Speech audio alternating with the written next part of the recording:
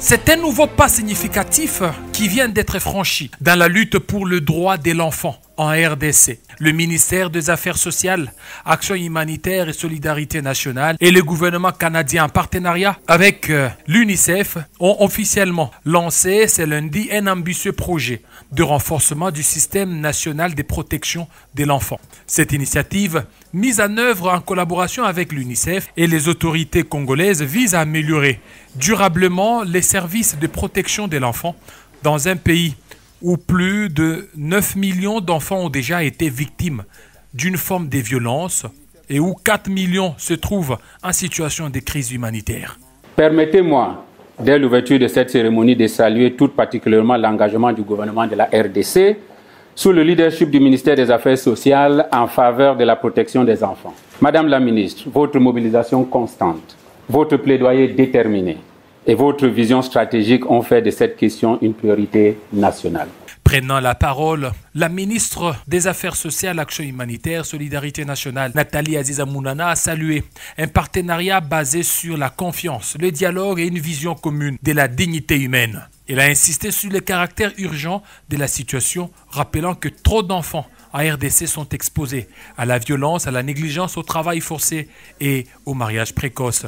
Je tiens à remercier le gouvernement canadien pour cet investissement qui contribuera à l'amélioration de la protection du bien-être de plusieurs enfants les plus vulnérables de notre pays. Je tiens à remercier également l'UNICEF. Ce projet est un exemple de coopération, de la solidarité internationale dont le système d'action matérialise notre ambition pour que la protection et le bien-être des enfants de notre pays soient une réalité et non un simple idéal.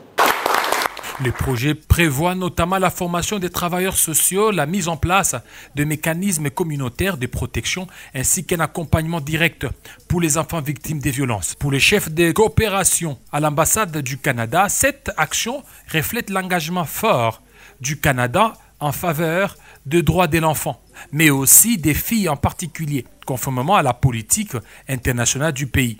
Un moment fort de la cérémonie a été la diffusion d'une vidéo réalisée par les enfants eux-mêmes, témoignant de leur espoir, mais aussi des violences qu'ils subissent.